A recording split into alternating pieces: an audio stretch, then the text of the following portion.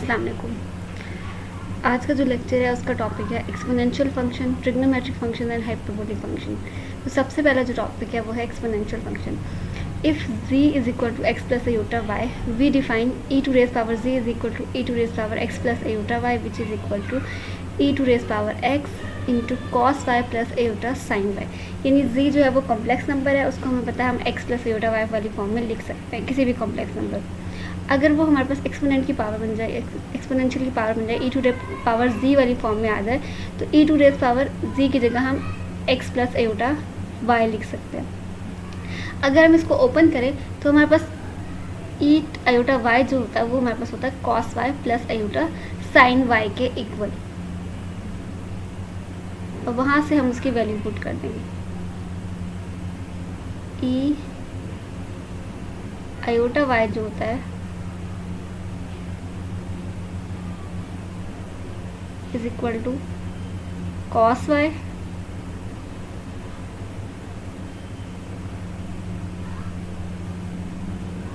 Plus iota sine y।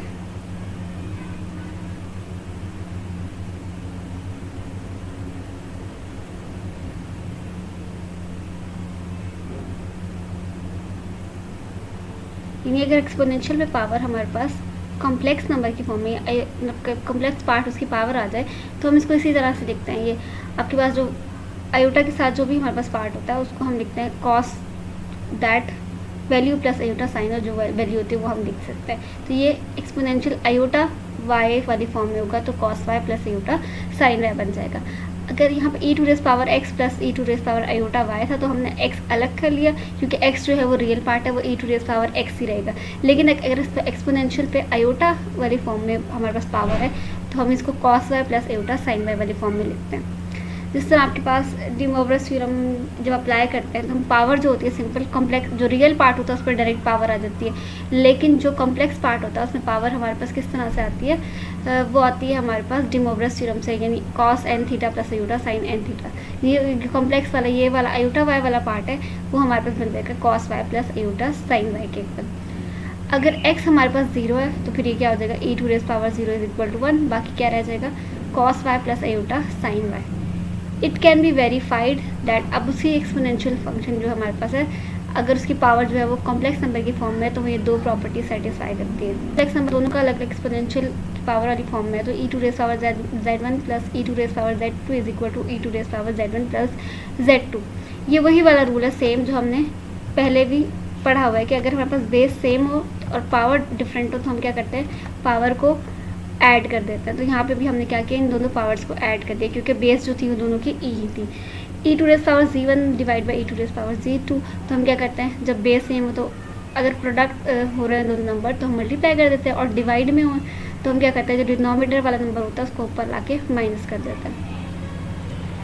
Next है if e is हमारा a is real number and positive then we define a to raise power z is equal to e to raise power z ln a, यानी natural log of a आ जाता है। इसको हम ऐसे भी कह सकते हैं कि हमने लॉग ले लिया है। जब हम लॉग लेते हैं यानी इसका हमने क्या किया, लॉग भी ले लिया और एक्सपोनेंशियल भी ले लिया। लॉग ऐसे लिख सकते हैं कि हमारे पास जो a to raise power z है उसका हम नेचुरल लॉग ले लेंगे। जब हम लॉग लेते हैं तो साथ हमें एक्सपोनेंशियल भी लेना पड़ेगा, यानी हमें उसको इफेक्ट को बैलेंस करना है। जब हम कोई चीज़ ऐड करते हैं अपनी मर्ज़ी से तो हमें वही सेम चीज़ माइनस भी करनी पड़ती है, मल्टीप्लाई करते हैं तो डिवाइड भी करनी पड़ती है। तो ये लॉग और एक्सपोनेंशियल जो है वो एक दूसरे को मतलब एक दूसरे को बैलेंस आउट कर देता है। हमारे पास जो ओरिजिनल इक्वेशन है उस पर कोई इफेक्ट नहीं पड़ता। तो यहाँ पे हम क्या करेंगे, ए जी का लॉग भी ले लेंगे और एक्सपोनेंशियल भी ले लेंगे, तो हमारे पास आ जाएगा लॉग ऑफ ए जी, और जो साथ है वो एक्सपोनेंशियल भी आ जाएगा, यानी एक्सपोनेंशियल की पावर आपके पास इस तरह की फॉर्म में आ जाएगी। अब क्योंकि लॉग की प्रॉपर्टी है, जो चीज़ आगे आपके पास पावर वाली फॉर्म में हो रही थी वो पहले मल्टीप्लाई हो जाती है, और जब मल्टीप्लाई हो रही थी वो पावर की फॉर्म में चली जाती है। तो ये जी हम यहाँ पे लॉग से पहले मल्टीप्लाई कर देंगे, तो ये हमारे पास बन जाएगा E to raise power Z natural log of A, where ln denotes natural logarithm, mean जो ln है वो नेचुरल लॉगरिथम है। नेक्स्ट है हमारे पास ट्रिग्नोमेट्रिक फंक्शन। ट्रिग्नोमेट्रिक में हमारे पास साइन, कॉस, टैन और उन्हीं के रेसिप्रोकल्स आ जाता है, secant, cosecant, cotangent. From the relation e to raise power iota y हम लिख सकते हैं cos Y plus iota sine y, and e to raise power minus iota y, तो हम क्या करेंगे, अगर माइनस है तो कॉस माइनस वाई आएगा plus iota sine minus y आएगा। कॉस का जो माइनस होगा वो आपके पास खत्म हो जाएगा और जो साइन का माइनस है वो बाहर मल्टीप्लाई हो जाएगा,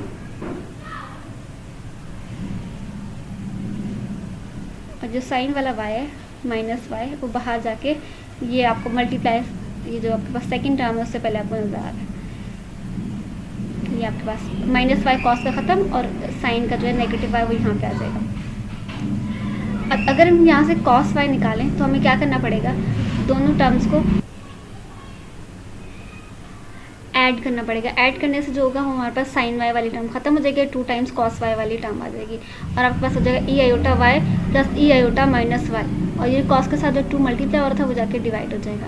इस तरह अगर आपको साइन वाई निकालना है तो माइनस करना पड़ेगा, जब इस सेकंड वाली टर्म को आप माइनस करोगे तो ये कॉस वाई नेगेटिव हो जाएगा और आयोटा साइन वाई पॉजिटिव हो जाएगा। अब ये आपके पास बन जाएगा, जब आप इसको ऐड करोगे ये पॉजिटिव होगा और ये नेगेटिव होगा, ख़त्म हो जाएंगे, आयोटा साइन वाई और आयोटा साइन वाई दोनों आपके पास पॉजिटिव आ जाएंगे, तो ये आपके पास बन जाएगा 2 टाइम्स आयोटा साइन वाई, और आयोटा जो आपके पास 2 टाइम्स आयोटा है वो दूसरी तरफ जाके डिवाइड हो जाएगा। ये आपके पास कॉस वाई और साइन वाई वाले जो रिजल्ट आ जाएगा। On the basis of this equation the trigonometric function of complex number are defined as follow, यानी अगर हमारे पास साइन और कॉस हैं तो हम बाकी सारी रेशियोज फाइंड आउट कर सकते हैं, टैन भी फाइंड आउट कर सकते हैं, कोसिकेंड सीकेंड और कोटेंजेंट सारी फाइंड आउट कर सकते हैं। तो टैन क्या बन जाएगा, साइन जी ओवर कॉस जी, साइन जी हमारे पास ये है, कॉस जी ये है, तो आपके पास इसको ऊपर रखोगे नहीं, इसको नीचे डिवाइड करोगे, ये 2 से कैंसिल हो जाएगा, नेगेटिव वाली टर्म ऊपर आ जाएगी, पॉजिटिव वाली टर्म जो है वो नीचे आ जाएगी, क्योंकि यहाँ पे सेकंड स्टेप में था आयोटा 2 से कैंसिल होने के बाद सिर्फ आयोटा रह जाएगा, वो सेकंड स्टेप में आ जाएगा। कॉट जी जब निकालेंगे तो हमारे पास कॉट जी जो है वो कॉस जी ओवर साइन जी उलट हो जाएगा। अब आपके पास सेम ये चीज़ रहेगी, नीचे वाली टर्म ऊपर और ऊपर वाली टर्म जो है वो नीचे आ जाएगी। नेक्स्ट है हमारे पास सेकेंड जी, सेकेंड जी में हमारे पास 1 ओवर कॉस जी होता है, तो हमारे पास आ जाएगा जो कॉस वाला था उसको उलट कर देंगे, यानी जो 2 था वो नीचे चला जाएगा, सॉरी ऊपर आ जाएगा, और जो ये वाली पार्ट था वो नीचे चला जाएगा डिवाइड में। इसी तरह कोसेकेंड जी में आपके पास साइन वाला हो जाता है, तो साइन वाले ये जो डिनोमिनेटर है वो न्यूमरेटर और न्यूमरेटर जो है वो डिनोमिनेटर बन जाएगा। Using the above definition we can prove that the trigonometric identities for trigonometric function और कॉम्प्लेक्स नंबर। तो हम कह सकते हैं कि हमारे पास जो ट्रिग्नोमेट्रिक आइडेंटिटीज़ हैं वो कॉम्प्लेक्स नंबर हैं। अब ये ई आयोटा जी माइनस ई आयोटा जी 2 कॉम्प्लेक्स नंबर का जो आपके पास सम होता है और ये डिफरेंस होता है वो भी कॉम्प्लेक्स नंबर होता है।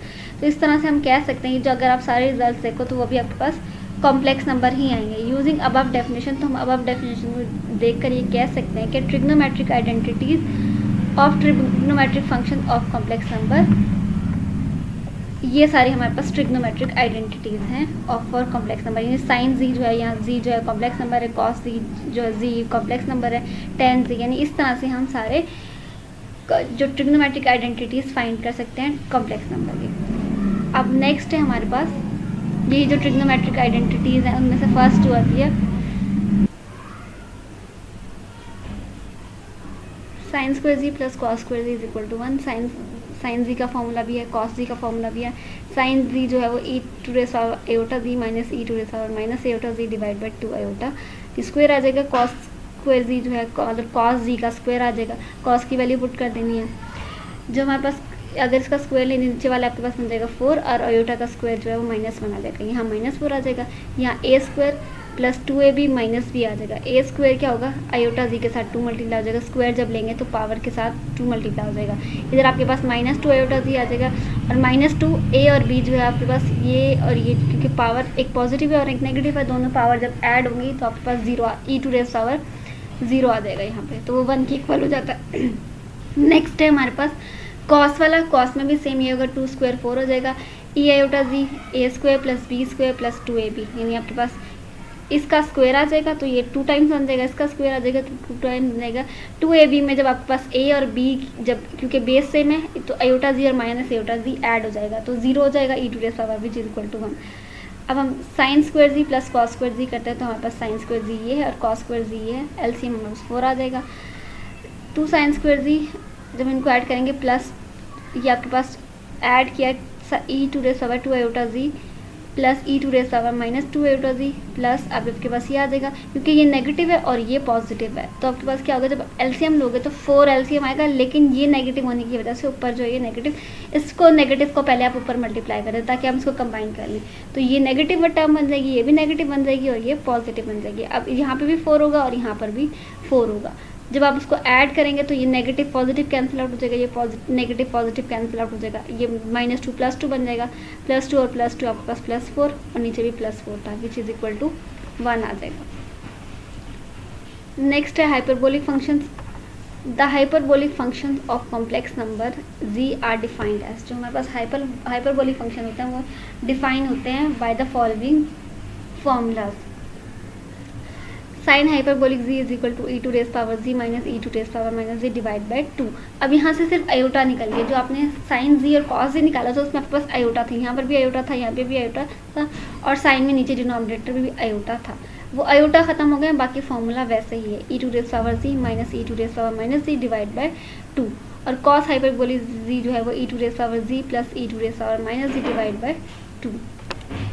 tan हाइपरबोलिक z जो है वो साइन हाइपरबोलिक z और कॉस हाइपरबोलिक z है। आप साइन और कॉस को डिवाइड कर दो, 2 से कैंसिल हो जाएगा, E to raise power z minus E to raise power minus z divide by E to raise power z plus E to raise power minus z आ जाएगा। कॉट हाइपरबोलिक z जो है वो cos hyperbolic z divide by sine hyperbolic z होता है, तो वो उलट हो जाएगा। tan को अगर आप इन्वर्स कर दो, यानी आप जो न्यूमरेटर डिनोमिनेटर बना दो और डिनोमिनेटर जो है वो न्यूमरेटर बना दो, तो आपके पास ये फॉर्म बन जाती है। सीकेंड जो होता है वो 1/cos होता है, तो जो cos का रिजल्ट था उसको आपने उलट कर देना है, 2 ऊपर आ जाएगा और ये आपके पास नीचे चला जाएगा। साइन सीकेंड हाइपरबोलिक जो होता है वो 1/sin होता है, तो आपने जो साइन का रिजल्ट था उसको न्यूमरेटर को डिनोमिनेटर में और डिनोमिनेटर को न्यूमरेटर में चेंज कर देना है, ये आपके पास बन जाएगा कोसिकेंड हाइपरबोलिक सी।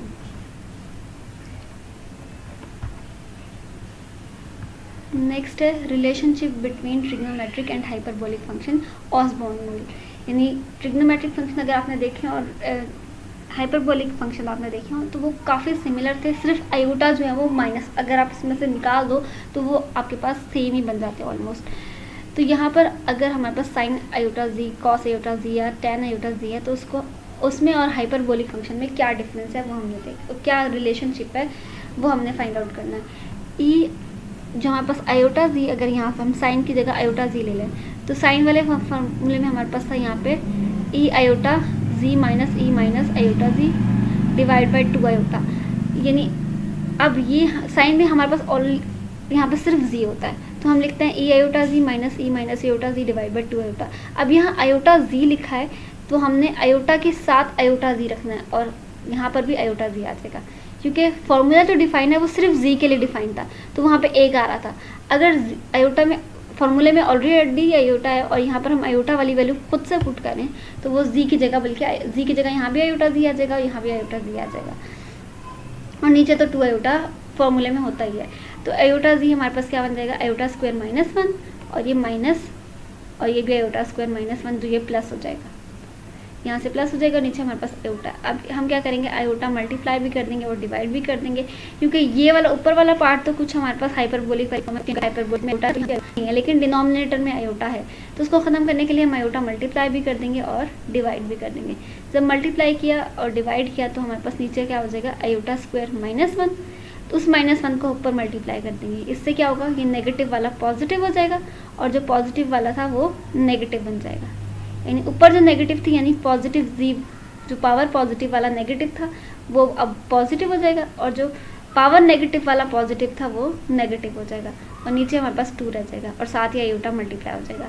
अब अगर अभी आपके पास क्या होता है तो हमारे पास ये साइन आयोटा जी बन जाएगा, आयोटा साइन हाइपरबोलिक जी। तो ये रिलेशन है हमारे पास साइन जी में और साइन हाइपरबोलिक जी में। क्या अगर हम साइन जी में जी की जगह आयोटा जी पुट करते हैं तो हमारे पास रिजल्ट होता है वो आयोटा साइन हाइपरबोलिक जी के इक्वल आ जाता है।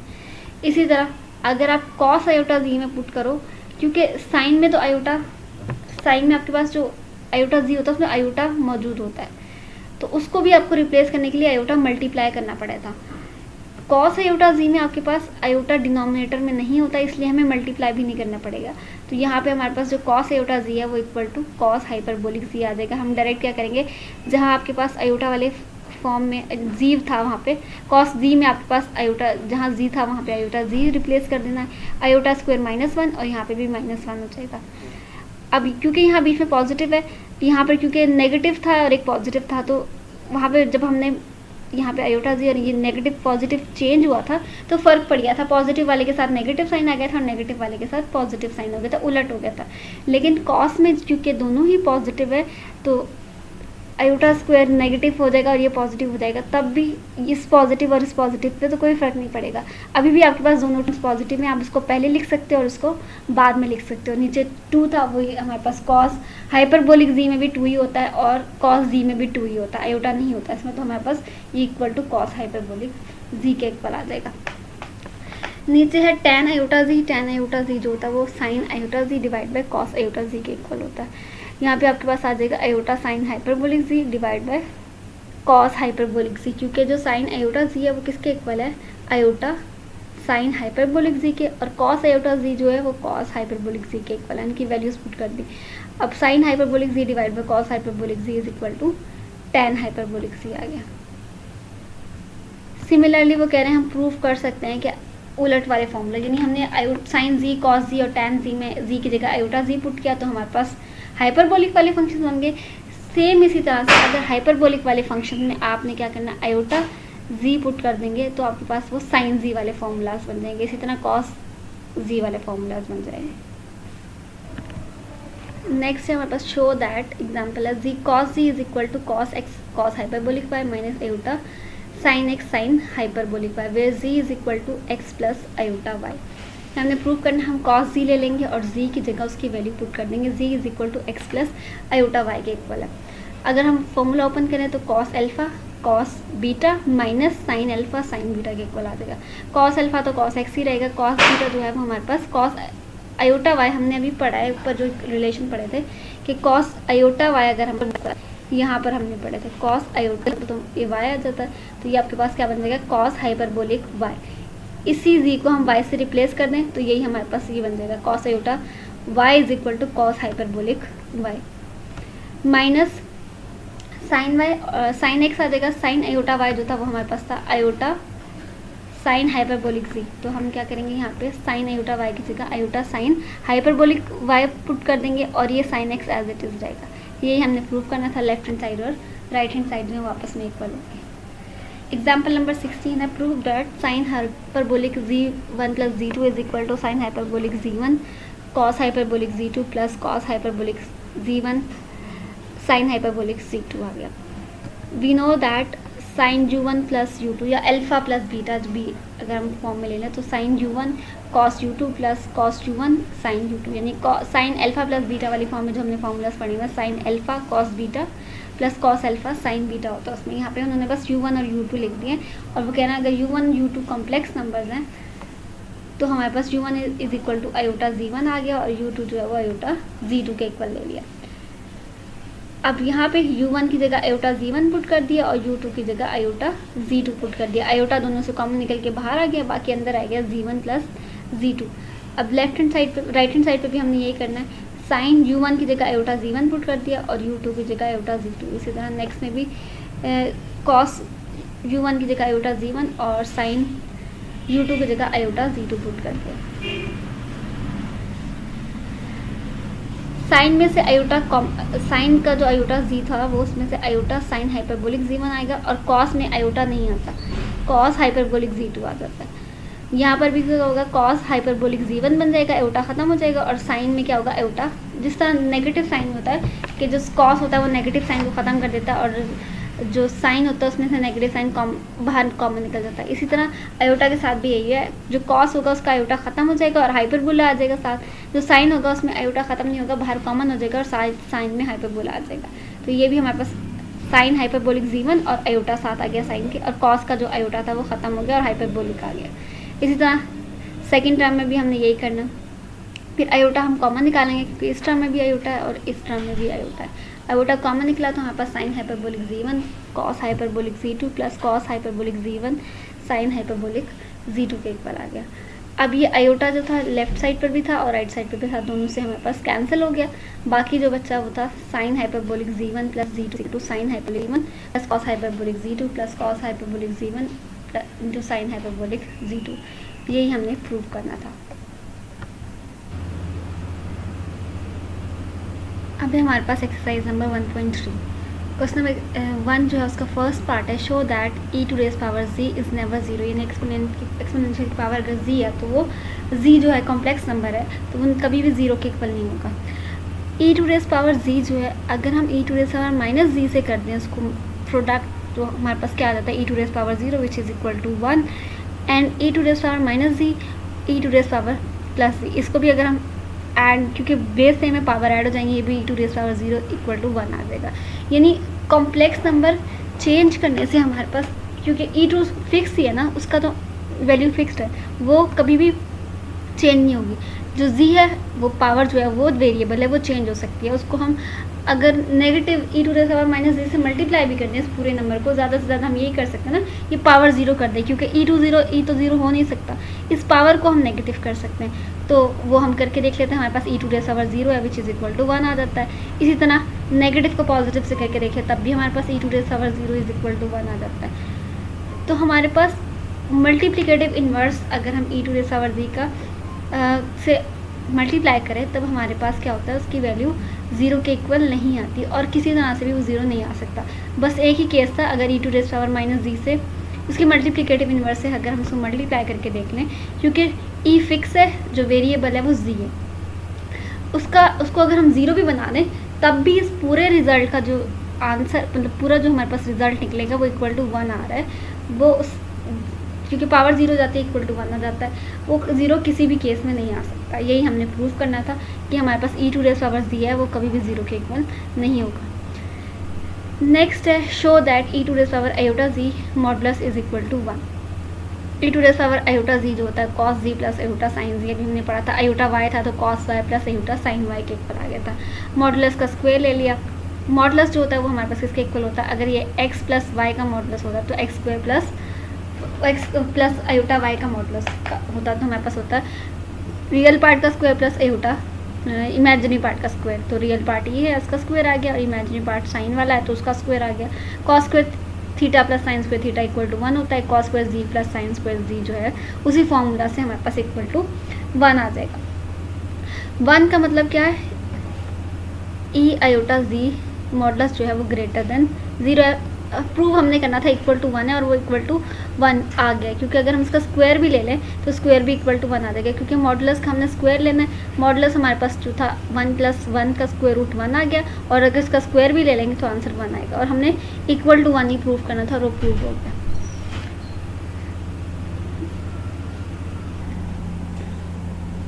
नेक्स्ट है part number 3, show that e to raise power z is equal to 1 if and only if z is integral multiple of 2 pi iota. यानी 2 पाई आयोटा के साथ integral, 2 pi iota का integral multiple होने का मतलब है 2 pi iota के साथ कोई इंटीजर मल्टीप्लाई हो सके। यानी आपके पास 0 plus minus 1 plus minus 2 plus minus 3 plus minus 4 इस तरह के नंबर्स मल्टीप्लाई हो सकते हैं। पहले हम सपोज कर लेते हैं कि जो z है वो integral multiple of 2 pi iota है, तो हम क्या करेंगे 2 पाई आयोटा के साथ n को मल्टीप्लाई कर देंगे where n is an integer, तो हमारे पास इंटेग्रल मल्टीपल मिल जाएगा। e to raise power z की जगह हम ये इंटेग्रल मल्टीपल पुट कर देंगे 2 पाई आयोटा n। अभी अगर आप देखो तो आपके पास आयोटा y क्या था, cos y plus iota sine y। तो यहाँ पे अगर हमारे पास यहाँ पे e to raise power 2 pi iota n है, तो उसका मतलब क्या, आयोटा के साथ y की जगह आपके पास क्या है 2 पाई n। अब इस y की जगह उसी फॉर्म में हम क्या करेंगे 2 पाई n पुट कर देंगे। वो होता है हमारे पास, अगर e to raise iota y होता है तो होता है हमारे पास cos y plus iota sine y। अब ये e to raise power iota, अब ये जो पूरा है वो y है, तो cos y plus iota sine y ये है इक्वल टू 1, क्योंकि आपके पास cos 2 पाई पे किसके इक्वल होता है, cos 2 पाई पे हमारे पास जो रिजल्ट निकलता है वो इक्वल टू 1 निकलता है। यानी cos 360 जो होता है, cos 0 और cos 360 एक ही पॉइंट पर आके मिल जाते हैं। अगर आप देखो 4th क्वाड्रेंट में तो ये इस पॉइंट पे भी आपके पास cos 0, यहाँ पे भी cos 0 और ये 360 भी यही पॉइंट होता है। तो cos 0 या cos 360 हो, उसका रिजल्ट होता है इक्वल टू 1 होता है। sin 2 पाई जो होता है वो इक्वल टू 0 होता है। तो अगर 2 पाई के साथ n मल्टीप्लाई भी हो रहा है तब भी हमारे पास 2 पाई 4 पाई 2 पाई हो जाएगा, और आपके पास अगर 1 से मल्टीप्लाई करो, अगर 2 से मल्टीप्लाई करो तो 4 पाई हो जाएगा, 3 से मल्टीप्लाई करो तो 6 पाई हो जाएगा। वो सारे यानी एक सर्कल कंप्लीट होता है तो यहाँ पे 1 आके 2 पाई बन जाता है, दोबारा सर्कल कंप्लीट होता है तो 4 पाई बन जाता है, तो उसके बाद दोबारा कंप्लीट होता है तो 6 पाई बनता है। इन सब यानी इसी पॉइंट पर आके वो स्टॉप होगा, और इस पॉइंट पर जो होती है वो कॉस की वैल्यू इक्वल टू 1 होती है। sin 2 पाई n, क्योंकि sin 2 पाई पे जो होती है वो cos की वैल्यू जो होती है, सॉरी sin की जो वैल्यू होती है इक्वल टू 0 होती है, उसके साथ कोई भी 2 पाई पे 0 है तो 4 पाई पे भी 0 होगी, 6 पाई पे भी 0 होगी, क्योंकि पॉइंट जो है वो वही रहता है, यही पॉइंट रहेगा। वो एक सर्कल कंप्लीट करके दोबारा से उसी पॉइंट पर आ जाएगा। 0 अगर ये पॉइंट है तो 2 पाई पे क्या होता है, एक पूरा सर्कल कंप्लीट करके उस पॉइंट पर आ जाता है। 4 पाई पे भी वही सर्कल कंप्लीट करके उसी पॉइंट पर आ जाता है। तो उस पॉइंट पर जो हमारे पास साइन होगा, कॉस होगा, टैन होगा, वो वैल्यू सेम ही रहती है। इसलिए हमारे पास जो ये कॉस, साइन है, टैन, ये सारे क्या होता है, ट्रिग्नोमेट्रिक फंक्शन जो होता है पीरियोडिक होते हैं, क्योंकि उनकी वैल्यूज़ बार बार रिपीट होती है। तो यहाँ पे कॉस पाई एन पर जो होगी आपके पास जो वैल्यू होगी कॉस की वो 1 होगी, साइन 2 पाई एन पर जो है वो वैल्यू क्या होगी, 0 होगी, और वो बेशक एन की जगह आप कोई भी वैल्यू पुट कर दो वो यहाँ पर 1 ही रहेगी कॉस पे, और साइन पे जो है वो 0 ही रहेगी। तो ये आपके पास टोटल रिजल्ट जो बन जाएगा वो इक्वल टू 1 आ जाएगा, क्योंकि ये जो है इक्वल टू 1 है और ये इक्वल टू 0 है। कन्वर्सली अब हमने यही प्रूफ करना था कि अगर ये इंटेग्रल मल्टीपल है तो हमने प्रूव कर दिया कि e to raise power z जो है वो इक्वल टू 1 है। अब हम सपोज करते हैं कि e to raise power z is equal to 1 है। जब हमारे पास यहाँ पे IFF यानी लिखा होता है तो उसका मतलब होता है इफ़ एंड ओनली, और ये तब लिखा होता है जब हमने दोनों केसेस प्रूव करनी, यानी एक को सपोज करके जो लेफ्ट हैंड साइड पे बस कंडीशन है उसको सपोज करके आपने राइट हैंड साइड, और जो राइट हैंड साइड पे है वो उसको सपोज करके लेफ्ट हैंड साइड को प्रूव करना होता है। इफ़ एंड ओनली इफ, तो ये इसको अगर हम शॉर्ट फॉर्म में लिखें तो IFF भी लिख देते हैं।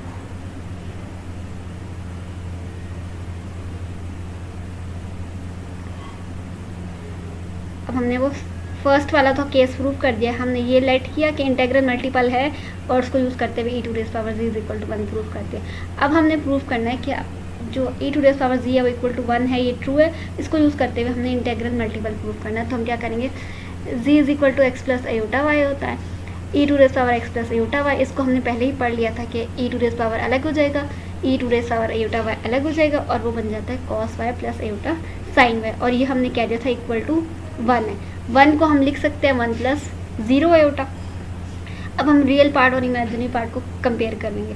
रियल पार्ट कौन सा है, e to raise power x cos y, और इमेजिनरी पार्ट कौन सा है, e to raise power x अगर हमारे पास साइन y से मल्टीप्लाई हो जाए, क्योंकि ये दोनों terms e to raise power x cos के साथ भी मल्टीप्लाई हो रहा है और साइन के साथ भी मल्टीप्लाई हो रहा है। तो ये रियल पार्ट में हमारे पास e to raise power x cos y, और इमेजिनरी पार्ट में आयोटा के साथ जो होगा वो e to raise power x sine y। Real part equal to 1 है और इमेजिनरी पार्ट जो है इक्वल टू 0 है।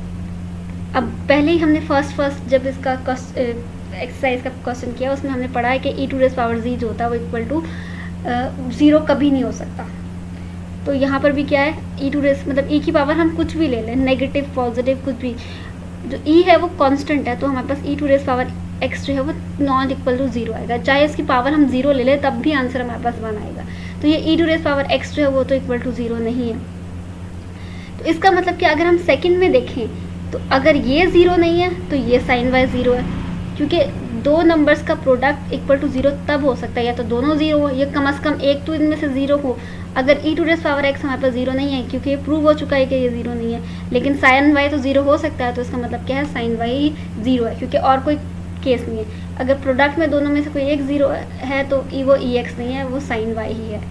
साइन y हमारे पास 0 कब होता है, अभी हमने ऊपर पढ़ा था कि साइन y 0 कहाँ पे होता है, हमारे पास जो पाई के मल्टीपल्स होते हैं, यानी आपके पास 0 पे हो गया, 0 पे हो जाता है, पाई पे होता है, 2 पाई पे होता है, 3 पाई पे होता है, 4 पाई पे होता है, इन सब पर जो होता है साइन वाई जो 0 होता है। यानी हम k ले लेते हैं, k पाई पर हमारे पास 0 है, वेयर k इज इंटीजर, कि अगर 0 होगा तो हमारे पास 0 आ जाएगा, 1 होगा तो पाई आ जाएगा, -1 होगा तो माइनस पाई आ जाएगा, 2 होगा तो 2 पाई आ जाएगा, -2 होगा तो -2 पाई आ जाएगा। यानी इन सब वैल्यूज़ पे हमारे पास जो होता है साइन जो होता है वो इक्वल टू 0 होता है। और अगर हम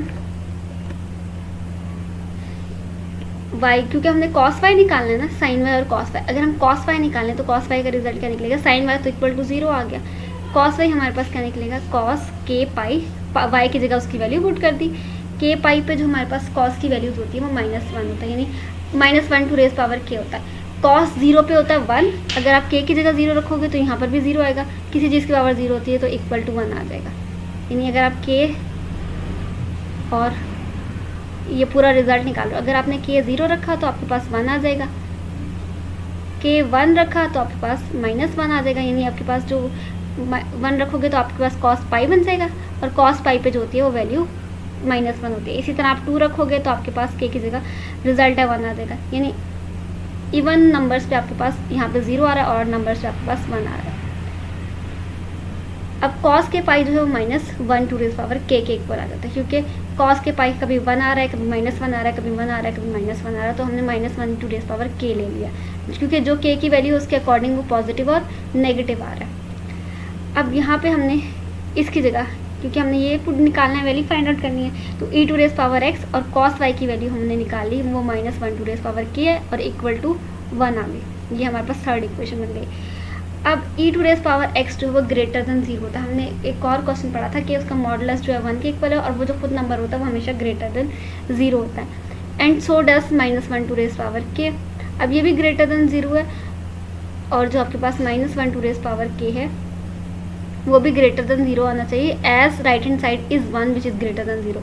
क्योंकि आपके पास ये जो पूरा नंबर है वो इक्वल टू 1 है।